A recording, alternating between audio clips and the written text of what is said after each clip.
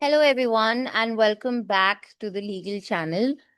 Today, we are diving into a very comprehensive analysis of the exam legal officer exam, which was conducted on the 17th of August 2025.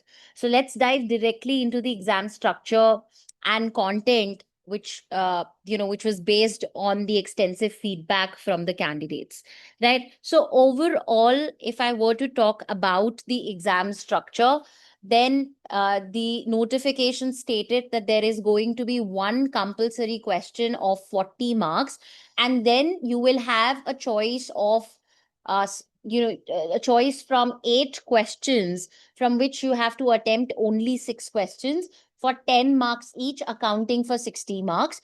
So in total, this examination was 400 marks that you have to that you were supposed to complete within 2.5 hours time, right? So now if I were to talk about the exam pattern, so overall the candidates described the exam as relatively easier compared to previous years, but noted that the paper was a bit lengthy, requiring a very good time management.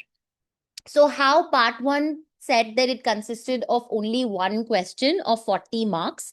This time, what we saw that the first part basically started with a mandatory question, which was based on a very detailed case scenario. And this scenario gave rise to 8 questions, right, of 5 marks each, right, totaling for 40 marks in total, right? So these questions were ideally from the LLP Act as well as the Indian Stamp Act, more so with the LLP Act itself. So you had a question on the responsibilities and role of designated partner. You had questions on the procedure for registration of an LLP under the LLP Act, right?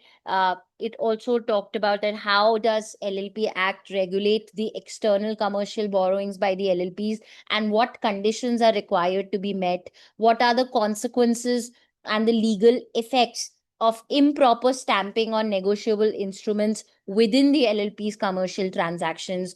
You had a question on the powers and scope of inspection and investigation under the LLP Act, right? How an LLP can alter its partnership agreement under the LLP Act and related statutes, and what are the penalties and consequences if you default in filing your annual returns or any other annual documents under the LLP Act. So these were the 8 kind of questions which were based on the LLP Act as well as Indian Stamp Act.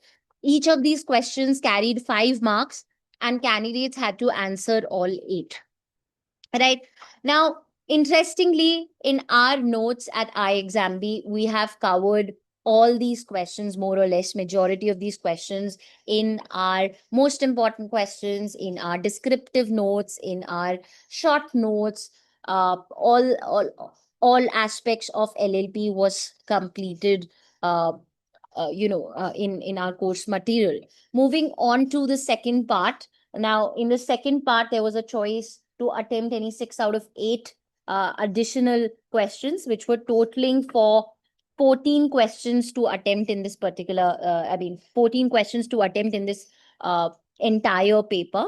So these questions were for 10 marks each. Again, if I were to talk about the first one, there were the optional questions basically spanned a wide variety of relevant and practical legal subjects, including there was a question on arbitration agreement. So candidates had to write a note explaining the concept and significance of arbitration agreements in dispute resolution. Then there was something about the BSA as well, where uh, there was detailed notes on what constitutes as a document, and the methods, what are the methods by which you can prove a document in the court, right? As well as the candidates were asked to explain the concept as well as the proof of secondary evidence under the BSA Act. as well as its admissibility, what is the conditions under which secondary evidence can be produced. Then you had questions from your Consumer Protection Act as well, where unfair trade practices was asked and what all remedies are available to the consumers under the Consumer Protection Act. Then you had a case on what you call the rights of persons who were arrested on the charges of rape, right? So safeguard and legal protections which are accorded to accused individuals, how their rights and legal processes are balanced was asked, right? Then there was a question from RBI Act where the role of RBI in financial inclusion was asked, where you had to highlight RBI's mandates and initiatives relating to ensuring access to financial services for the unbanked, right? Then there was a question on amicus curiae as well, where you had to explain its role, the duties, the relevance of an amicus curiae in legal proceedings. And last but not the least, there was a question from TPA where the rights of mortgagee was asked, right? So you had to you had to explain and discuss the legal rights and remedies which are available to the mortgagees under the Transfer of Property Act. So this mix ensured that candidates who had a well-rounded grasp of various statutes and regulatory frameworks could excel. So all of these questions, again, successfully were covered in our MIQs, as well as descriptive notes, as well as your short notes, as well as your what do you call summary sheets. All these questions were fully covered by our uh, courses. Now this is what iExamB stands for. We provide you with video lessons, that is the pre-recorded lectures. We provide you with variety of study notes, live doubt classes, assignment based classes.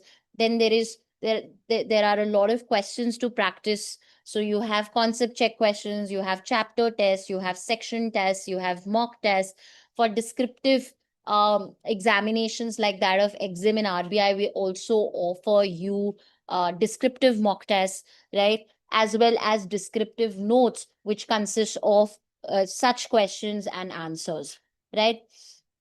Now, that is what, so if you have not enrolled or if you are somebody who has not explored iExamB yet, please do so. Here, the iExamB is designed to prepare you based on the level of the actual exam. So that is why it's quite beneficial. And that's it for today's video. I shall see you in the next one. Cheers.